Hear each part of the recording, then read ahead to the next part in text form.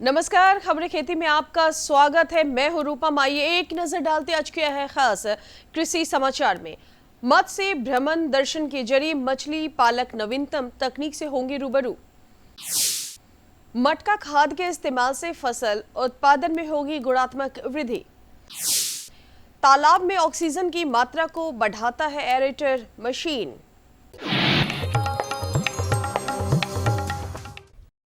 सरकार की ओर से मछली पालकों को कई सुविधाएं प्रदान की जा रही है ताकि मछली पालक व्यवसाय को प्रोत्साहन मिले और बिहार राज्य मछली उत्पादन के क्षेत्र में आत्मनिर्भर बन सके। इसी सिलसिले में राज्य के मत्स्य पालकों को मछली पालन की नवीनतम तकनीक से अवगत कराने के लिए मत्स्य पालन भ्रमण दर्शन कार्यक्रम चलाया जा रहा है। मत्स्य पालक विभिन्न जिलों में जाकर वहां के मिश्रित मत्स्य पालन, चौर विकास, बायोफ्लॉक तकनीक से परिचित होंगे। भ्रमण दर्शन योजना के तहत इच्छुक व्यक्ति ऑनलाइन आवेदन कर सकते हैं। बरसात के मौसम में इंसान ही नहीं बल्कि पशु भी काफी प्रभावित होते हैं। इस मौसम में दुग्धधारू पशुओं में कई बीमारियों का खतरा भी काफी बढ़ जाता है। जल जमाव के कारण मक्खी एवं मच्छर दुग्धधारू पशुओं को काफी नुकसान पहुंचाते हैं, जिससे उनके दुग्ध उत्पादन की क्षमता पर काफी असर पड़ता है। डांस मक्खी एक ऐसी ही कीट है जिसके काटने से पशु ना तो ठीक से खा पाते हैं और ना ही जुगाली कर पाते हैं, जिससे 5 से 10% तक की दूध की कमी आ जाती है। किसान भाइयों, कृषि वैज्ञानिक द्वारा परंपरागत खेती पर विशेष जोर दिया जा रहा है। साथ ही जैविक खादों के अधिक से अधिक प्रयोग की सलाह भी दी जा रही है। इनमें मटका खाद एक उच्च गुणवत्ता वाले जैविक खाद एवं कीटनाशक के रूप में प्रयोग किया जा सकता है। मटका खाद को तैयार करने के लिए एक मटके की आवश्यकता होती है। इसमें प्रति 10 लीटर पानी के अनुसार 7 ग्राम चने का सत्तू, 7 ग्राम गुड़, आधा लीटर गौमूत्र, 2 किलो गोबर मिलाकर मिश्रण तैयार किया जाता है। इसे मिट्टी के घड़े में डालकर कपड़े से मुंह बंद कर दिया जाता है। 21वें दिन मटके में खाद तैयार हो जाती है। एक मटके में लगभग 10 लीटर खाद तैयार होती है और 1 लीटर खाद में 10 लीटर पानी मिलाकर खेतों में डाला जाता है। इस खाद के इस्तेमाल से भूमि की उर्वरा शक्ति बढ़ेगी और साथ ही फसल में भी गुणात्मक वृद्धि देखने को मिलेगा। फलीदार सब्जियों में बोरो का एक प्रमुख स्थान है, जो हमारे देश में कई जगह उगाई जाती है। इसे गर्मी और बरसात दोनों ही मौसम में उगाया जाता है। बोरो ज्यादातर हमारे यहाँ सब्जी के तौर पर उपयोग किया जाता है, जिसमें प्रोटीन की मात्रा अत्यधिक होती है। इसकी अच्छी पैदावार के लिए इसके उन्नत किस्मों का चयन बहुत ही जरूरी है। पूसा फल्गुनी, पूसा ब्रह्ममासी, पूसा कोमल, स्वर्ण हरिता, स्वर्ण सुफल इसकी उन्नत किस्में हैं, जिससे किसान भाई अच्छी उपज प्राप्त कर अच्छी आमदनी ले सकते हैं।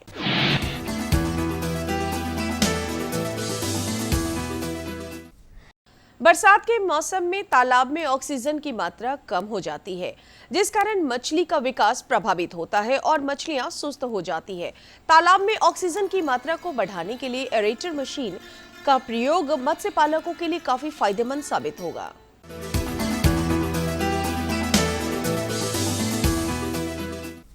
सफलता की आज की कड़ी में हम बात करेंगे पटना जिले की मोतिया देवी की।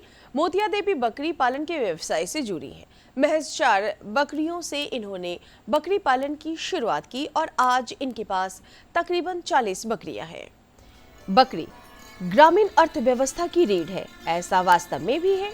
पटना जिले की महिला किसान मोतिया देवी खेती के अलावे बकरी पालन कर अपने परिवार का भरण पोषण कर रही है। दरअसल बकरी को व्यवसाय के नजरिए से पालना इसलिए आसान होता है क्योंकि इसमें पूंजी और जगह दोनों काफी कम लगती है। खुले मैदानों में उपलब्ध प्राकृतिक घास के रूप में बकरियों को आहार आसानी से मिल जाता है। अधिक प्रजनन क्षमता तथा चरने में कुशल होने के कारण बकरी पालना आसान हो जाता है। एक बात यह भी है कि छोटी कद काठी वाली बकरियां किसी भी जलवायु के मुताबिक अपने आप को ढालने में सक्षम मानी जाती है।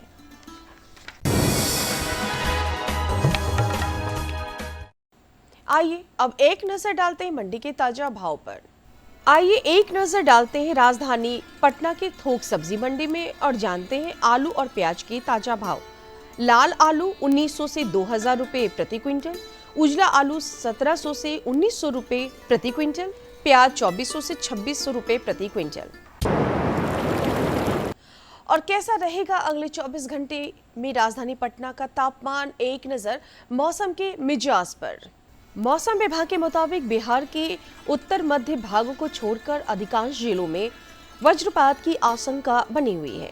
मॉनसून की टर्फ लाइन पश्चिमी छोर हिमालय की तलहटी में एवं दक्षिणी पूर्वी की ओर बंगाल की खाड़ी तक प्रभावी है, जिस कारण बिहार के कुछ जिलों में भारी बारिश की संभावना बनी हुई है। अगले 24 घंटे में राजधानी पटना का अधिकतम तापमान 35 डिग्री सेल्सियस और न्यूनतम तापमान 28 डिग्री सेल्सियस बने रहने की संभावना है।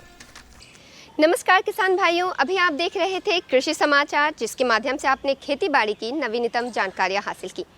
इसी के साथ यहाँ पे लेंगे एक छोटा सा विराम। विराम के बाद हम जल्द लौटेंगे, आप बने रहें हमारे साथ। प्रधानमंत्री किसान सम्मान निधि, उसका लाभ उन किसानों को मिलेगा जिनके पास 5 एकड़ से कम भूमि है।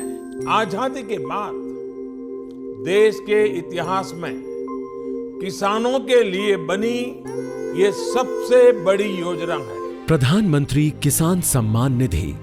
इस योजना के तहत 2 हेक्टेयर तक की जोत वाले किसान परिवार को 6,000 रुपए का सालाना भुगतान होगा, जो पात्र किसानों को 2-2 हजार की 3 किश्तों में सीधा उनके खातों में जमा होगा। इन पात्र परिवारों का चयन राज्य सरकार कर रही है। इस योजना का पूरा खर्च भारत सरकार वहन कर रही है। सम्मान, जिस पर हमेशा अन्नदाता का हक था, उसे अब वो सीने पर लगाकर घूम भी सकेगा। प्रधानमंत्री किसान सम्मान निधि, किसान की किसानी का नया अभिमान। विराम के बाद आप सभी का एक बार फिर से स्वागत है कार्यक्रम कृषि दर्शन में। समेकित कृषि प्रणाली कृषि की आधुनिक और बेहतर तकनीक है। किसान भाई, आप इसे अपनाकर सालों भर आमदनी प्राप्त कर सकते हैं। तो चलिए आज हम जानेंगे कि लीची में समेकित कृषि प्रणाली कैसे की जाए, और ये जानकारी हमें दे रहे हैं हमारे कृषि विशेषज्ञ डॉक्टर भाग्य विजयन। किसान भाइयों नमस्कार, कृषि दर्शन कार्यक्रम में आपका स्वागत है। किसान भाइयों, हमारा उद्देश्य होता है कि नई नई जानकारियाँ, नए नए तकनीक आप तक पहुँचाएँ अपने इस कार्यक्रम के माध्यम से। तो आज हम उसी माध्यम के तहत नई तकनीक की खोज में नई तकनीक आप तक पहुँचाने के लिए आए हुए हैं राष्ट्रीय लीची अनुसंधान संस्थान मुजफ्फरपुर। और हम बात करते हैं आज कि लीची की खेती के साथ समेकित कृषि प्रणाली कैसे स्थापित किया जाए या कैसे उसकी खेती होनी चाहिए। तो समेकित कृषि प्रणाली लीची के साथ कैसा हो सकता है, इस विषय पर बात करने के लिए हमारे साथ इस संस्थान के वैज्ञानिक डॉक्टर भाग्या विजयन हैं। डॉक्टर भाग्या विजयन, आपका हमारे कार्यक्रम में स्वागत है। सबसे पहले तो मैं आपसे ये जानना चाहूँगा कि लीची के साथ समेकित कृषि प्रणाली या समेकित कृषि प्रणाली क्या है? जी, इंटीग्रेटेड फार्मिंग सिस्टम इन लीची या समेकित कृषि प्रणाली इन लीची का कॉन्सेप्ट ऐसा है कि लीची के बागवानी के साथ साथ किसान लोग सब्जियां, अन्य फसल, मुर्गी पालन, मछली पालन, बतख पालन भी किया जाए, ताकि रिसोर्सेज का प्रॉपर यूटिलाइजेशन हो जाए और किसानों का इनकम का भी बढ़ावा हो जाए।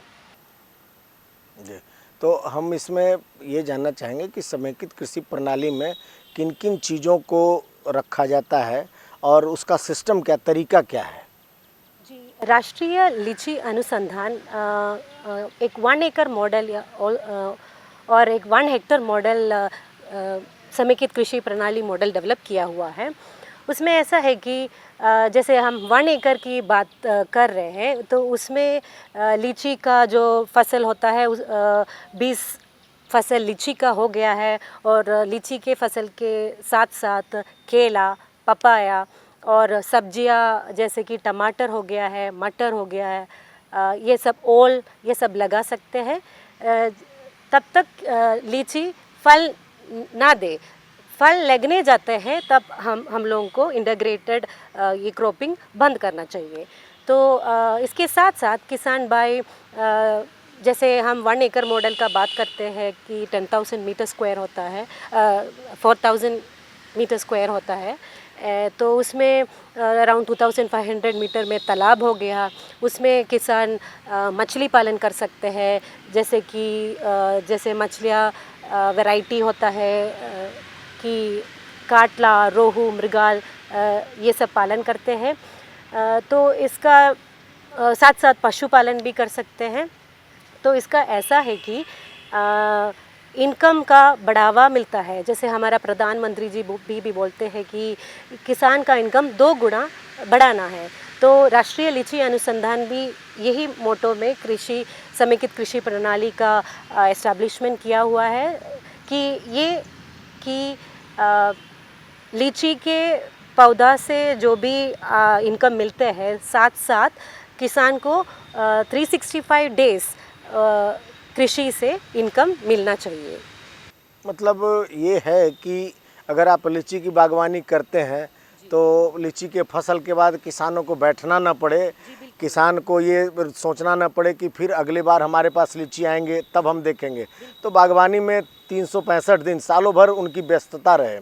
तो उसमें किस तरह का फार्मिंग होना चाहिए, कौन कौन से फसल का उसमें प्रयोग किया जाना चाहिए, सिस्टम क्या होना चाहिए, उसका किस तरह का सिस्टम होना चाहिए कि अगर सब्जी लगाते हैं या और भी कुछ फलदार वृक्ष लगाते हैं या शॉर्ट ड्यूरेशन के कुछ पौधे, पपीता, केला, इस तरह का अगर कुछ लगाते हैं तो किस तरह का सिस्टम होना चाहिए उसमें? जी, किसान जब पौधा लगाते हैं लीची का तो 4-5 वर्ष के बाद ही मतलब ज़मीन खाली पड़ेगा। तो किसान को इनकम के लिए कोई व्यवस्था नहीं है, ऐसा देखा गया है लगातार इधर। तो ये इनकम बढ़ावा के लिए 3-4 वर्ष में सब्जियां लगा सकते हैं। उसमें ही केला, पपाया, एक केला के पौधा से 150 रुपीज़ पर प्लांट मिलते हैं किसानों को। और ऐसा अगर नेट प्रॉफिट देखा जाएगा तो कुल मिला के एक एकड़ मॉडल जो तालाब हो गया है, मछली पालन उसमें हो गया है, सब्जियां भी है, केला, पपाया, ये भी लगा के कुल मिला के 70,000 का नेट प्रॉफिट मिल सकता है किसानों के लिए। तो लीची का पौधा से जो आय मिलेगा, इनकम मिलेगा, वो तो 10 साल के बाद ही है। तो इतना दिन किसान खाली बैठना सही नहीं है। मतलब तो इसलिए हम राष्ट्रीय लीची अनुसंधान समेकित कृषि प्रणाली का प्रमोट करते हैं। जितने भी बिल्कुल उसमें जो भी हम यूज कर रहे हैं, जो भी पौधा है या जो भी कंपोनेंट है, चाहे वो गाय हो या बत्तख हो या मुर्गी हो, तो जो भी है उसका वेस्ट जो है एक दूसरे पे प्रॉपरली यूटिलाइज होता जाए। किसी का वेस्ट वो खा जाए, फिर उसका वेस्ट वो खा जाए, जो अंतिम वेस्ट है उसको मछलियाँ खा जाए, जो लास्ट वेस्टेज होता है वो मछलियाँ खा जाए, फिर मछलियों का वेस्ट जो है वो हमारे पौधे में इस्तेमाल हो जाए। बस यही इसका कंसेप्ट है। जी, एक सर्कुलर इकोनॉमी कल कंसेप्ट हम बोल सकते हैं। इसके मतलब कोई वेस्ट ऐसा ना हो जा रहे जैसे कि यूटिलाइज ना हो जाए, एक रिसोर्सेज का प्रॉपर यूटिलाइजेशन हो जाता है। समेकित कृषि प्रणाली में मैं एक बार आपको फिर से पूछना चाहूँगा कि कौन कौन से ऐसे पौधे हैं बिहार के जलवायु के लिए जिसको हम प्रॉपरली अपने बागवानी में समेकित कृषि प्रणाली में जो हमारा इंटीग्रेटेड फार्मिंग है उसमें इस्तेमाल किया जाए सिस्टम से, कि वो कोई गर्मी में फलन हो, कोई जाड़ा में फलन हो, कोई बरसात में किसी का फ्रूटिंग हो, तो वो कौन कौन से पौधे का लगाना बेहतर होगा बिहार के क्लाइमेट के हिसाब से? बहुत बढ़िया क्वेश्चन पूछा है आपने।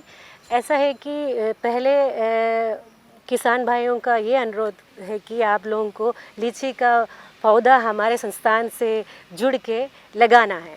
तो लगाने के बाद जो भी समस्या आते हैं हम लोग उसका तो सॉल्यूशन दे जाते हैं। तो इसके बाद जो आपने पूछा है कि कौन कौन फसलें, जैसे किसान जैसे कि 4 वर्ष के जो पौधे के साथ लीची के पौधे के साथ साथ किसान टमाटर लगाते हैं, ओल लगाता है, टर्मरिक लगाते हैं। तो जो नॉर्मल सब्जी होता है वो लगा सकते हैं सीज़न के अकॉर्डिंगली। तो उसके बाद जो भी मतलब सीज़न के अकॉर्डिंग जो भी जैसे कि हम बरसात में टर्मरिक नहीं लगा सकते हैं तो उसके कौपी लगा सकते हैं हम। तो ऐसा किसान भाइयों को ऐसा हम सीजनल जो है वो लगा चाहिए जिसका कि इस्तेमाल सालों भर होता है। और ऐसा भी है कि मतलब ये देखना चाहिए कि बस सब्जियां लगा के नहीं छोड़ना है। केला पपाया भी लीची के साथ साथ अच्छा फल देते हैं। तो जैसे हम ऑलरेडी डिस्कस किया है कि केला का जो स्टेम स्यूडो स्टेम आता है वो भी मल्चिंग के लिए इस्तेमाल हो जाता है। जो लीची का जो लीव्स है वो भी मल्चिंग के लिए इस्तेमाल होता है। ऐसा है। तो किसान भाइयों, आपने देखा कि मतलब समेकित कृषि प्रणाली जहाँ से हम शुरू कर रहे हैं वहाँ तक अंत भी वहीं होना चाहिए, जिसको हम समेकित कृषि प्रणाली मतलब अगर हमने लीची लगाया है तो हमारा जो लास्ट प्रोडक्ट है मछली, जैसे हमारा है लीची को हमने लगाया, लीची से लीची का जो वेस्टेज है, जो उसका वेस्टेज है वो गाय खा गई, गाय का जो गोबर है वो मछली खा गई, फिर मछली के गोबर मछली का जो वेस्टेज है वो लीची के पौधे में खाद बन के आ गया। मतलब जहाँ से शुरू है वहाँ ही अंत है। आप इसमें केला पपीता अमरूद जब तक आपका लीची फल नहीं जाता है तब तक और दूसरा फसल भी लगा सकते हैं, उसमें इंटरक्रॉपिंग भी कर सकते हैं उसमें। तो किसान भाइयों, और भी हम नई नई जानकारियों के साथ फिर से हाजिर होंगे। तब तक जो जानकारियाँ हमें मिली लीची के संदर्भ में, इसके लिए आपका बहुत बहुत धन्यवाद। तो किसान भाइयों, अभी आपने जाना कि समेकित कृषि प्रणाली अपनाकर आप अपनी आमदनी और उत्पादन में वृद्धि कैसे कर सकते हैं। चलिए इसी के साथ कार्यक्रम को आगे बढ़ाते हैं और अब बात करते हैं कि बरसात के दिनों में पशुओं के पोषक आहार प्रबंधन कैसे किया जाए।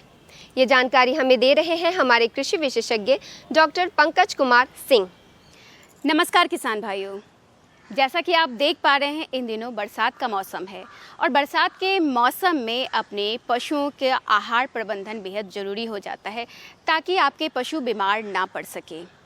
क्या और सवाल उठता है कि आहार प्रबंधन क्या किया जाए और किन किन बातों का ध्यान रखा जाए। इन्हीं विषयों पर बातचीत करने के लिए हमारे साथ है डॉक्टर पंकज कुमार सिंह, विभागाध्यक्ष पशु पोषण विभाग, वेटनरी कॉलेज पटना से। तो बहुत बहुत स्वागत है डॉक्टर साहब आपका हमारे कार्यक्रम कृषि दर्शन में। सर, सबसे पहले हमारे किसान भाई जानना चाहेंगे कि पशुओं का इस मौसम में आहार प्रबंधन कैसे किया जाए। जैसा कि अभी बारिश का मौसम है और बारिश के मौसम में पशुओं का आहार प्रबंधन कैसा हो, ये एक मुख्य बिंदु है। वैसे तो मौसम कोई भी हो, पशुओं के लिए संतुलित आहार होना बहुत ज़रूरी होता है, लेकिन बरसात के समय में कुछ खास बातों का हमें ध्यान में रखना बहुत ही आवश्यक होता है। संतुलित आहार पशुओं के लिए बहुत ही आवश्यक है, क्योंकि इसी से जो दुग्ध उत्पादन है, इसी से जो उसकी प्रजनन क्षमता है वो बनी रहती है और संतुलित आहार के कारण ही जो हमारे किसान बंधुओं का है वो आय का साधन जो वो बना रहता है। संतुलित आहार के बारे में अगर बात करें तो अगर हम किसी भी पशु को उसके लिए जितनी ज़रूरत है उचित मात्रा में और उचित अनुपात में दे देते हैं तो उसी को आहार कहते हैं। जैसे कि अगर गाय भैंस और जो चारा खाने वाले जानवर हैं उनके आहार में दो चीज़ों का समावेश होता है। एक को हम कहते हैं चारा और दूसरे को कहते हैं दाना। चारा भी दो तरह के होते हैं, सूखा चारा और हरा चारा। सूखा चारा में किसान बंधुओं के पास धान का पुआल, गेहूं का भूसा, और हरा चारा में जो सीजनल अवेलेबल होते हैं।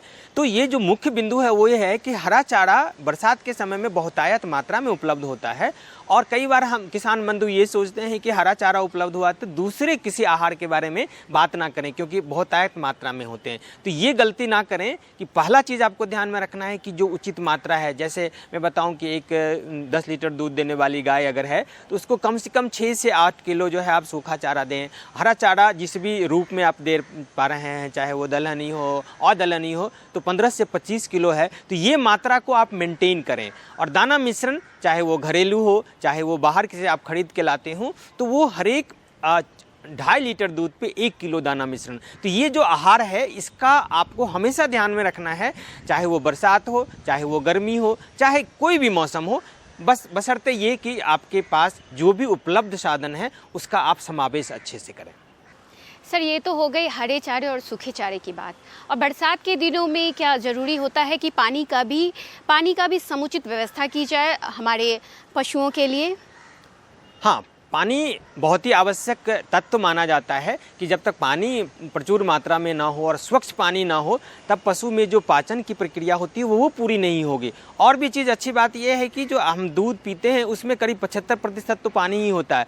तो भैंस गाय हमारी अगर अच्छे मात्रा में और स्वच्छ दूध पानी नहीं पिएगी तो दूध की मात्रा जो है वो कम ज़्यादा होने लगेगी, फैट की मात्रा कम होने लगेगी और सबसे ज़्यादा ज़रूरी है कि पाचकता जो है वो ख़राब हो जाएगी। होता क्या है कि बरसात के समय में बरसात के कारण नदी नाले में जो पानी का बहाव होता है तो कई बार उसमें गंदे पानी का भी बहाव होता है। तो अगर आप चापाकल से या आपके पास सुरक्षित पानी पिलाने का साधन है तब तो अच्छा है, लेकिन अगर ऐसे नदी नाले से है तो आप कोशिश करें कि अपने पशुओं को डायरेक्ट वो पानी ना पिलाएं, क्योंकि उसमें कीचड़ भी है, कई बार मरे हुए जीवाणु भी होते हैं, मरे हुए कुछ जीव भी होते हैं, तो इसके कारण आपकी गाय बीमार पड़ सकती है, भैंस बीमार पड़ सकती है। अगर ऐसा नौबत आ जाए, खास करके जो बाढ़ के दौरान होता है, तब आपको क्या करना है कि जो पानी आपके पास आसपास उपलब्ध है उसको छान के कम से कम पिलाएं। गर्म करके नहीं कर सकते हैं, बॉयल करके, तो कम से कम छान के पिलाएं ताकि जो जीवाणु जनित रोग हैं उससे आप अपने जानवर को बचा सकें। तो पानी के प्रबंधन में आपको इन चीज़ों का बहुत ही ध्यान रखना है, नहीं तो गाय आपकी बीमार हो जाएगी। ऐसे भी बरसात के समय में जो थोड़ी इम्यूनिटी है वो कम हो जाती है, क्योंकि जो ह्यूमिडिटी होता है, जिसको आर्द्रता कहते हैं, वो ज़्यादा होती है और जब ज़्यादा होगी तो जो हमारे पशु हैं वो ज़्यादा परेशान होते हैं, उनकी इम्यूनिटी या उनकी बीमारी होने की संभावना है वो बढ़ जाती है। सर, ये तो हो गई आहार से लेकर पानी की व्यवस्था की बातें, और अभी जब बरसात के मौसम में हमारे पशुओं का रखरखाव कैसे करना चाहिए इसके बारे में भी विस्तार पूर्वक बताइए हमारे किसान भाइयों को। हाँ, ये बरसात के मौसम में है कि पानी के कारण जो वातावरण का तापमान है वो तो ज़्यादा नहीं बढ़ता है, लेकिन जिसको कहते हैं अंग्रेजी में रिलेटिव ह्यूमिडिटी, आर्द्रता, वो बहुत ज़्यादा बढ़ जाता है। उसके कारण हमारे जो पशु हैं, खास करके गाय भैंस, उनका कंफर्ट लेवल वो थोड़ा सा डिस्टर्ब होता है और उसमें स्ट्रेस ज़्यादा होता है। तो पहला चीज़ ये ध्यान में रखना है कि जो आपके रहने वाले घर हैं उस घर को देख लें कि कहीं पानी तो नहीं ऊपर से बह रहा है, उसको आप पहले ही रिपेयर कर लें। कम से कम कोशिश करें कि जैसे कि पानी का जो छींटा आता है वो तो नहीं हो रहा है। तीसरा, एक और बड़ी समस्या होती है गाँव घर में भी कि अगर आपने घर बनाया हुआ तो कई बार वहाँ पर छेद जमा होता है और आप यकीन मानिए कि आसपास में जो पानी जमता है तो वो जो जगह हो जाता है सांप कीड़े के छिपने की जगह होती है, तो इसको भी आपको ध्यान में रखना है। तीसरा चीज़ ये है कि जो फ्लोर है वो बरसात के कारण गीला होता है, तो वो फ्लोर को जितना हो सके थोड़ा पानी का बहाव ज़्यादा हो, सूखा हो। जब सूखा रहेगा तो एक जैसे कॉमन बीमारी है जिसको आप थनेला कहते हैं, थन का रोग होता है, तो अगर वो गीला रहा और गाय हमेशा आपकी कीचड़ में बैठी रहेगी, गोबर में बैठी रहेगी, तो वो थनेला या ऐसे बहुत ही फुट रॉट डिजीज़ भी होते हैं। तो ये सारी बीमारियों का प्रकोप, तो कोशिश करें संभव हो तो जितना आप सूखा रख सकते हैं उतना रखें।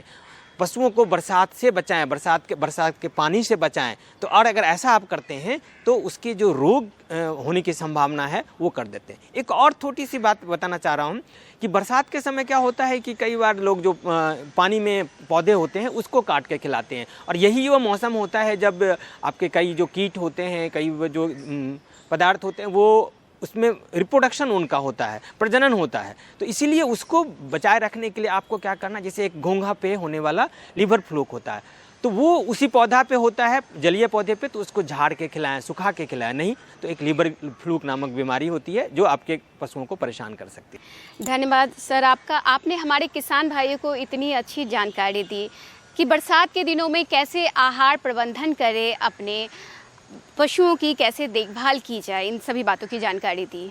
अब वक्त हो रहा है आपसे विदा लेने का। अगले अंक में कुछ हम इसी तरह की नई और महत्वपूर्ण जानकारियों के साथ आपके समक्ष फिर हाजिर होंगे। तब तक के लिए हमें दीजिए इजाज़त। नमस्कार। तो किसान भाइयों, आज के कार्यक्रम में आपने कृषि से जुड़ी उत्तम जानकारियां हासिल की। इसी के साथ यहाँ पे वक्त हो चला है आपसे विदा लेने का। अगले अंक में ऐसी ही कुछ और जानकारियां लेकर हम फिर से मौजूद होंगे। तब तक के लिए मुझे और कृषि दर्शन की पूरी टीम को दीजिए इजाज़त। नमस्कार। हमारा पता है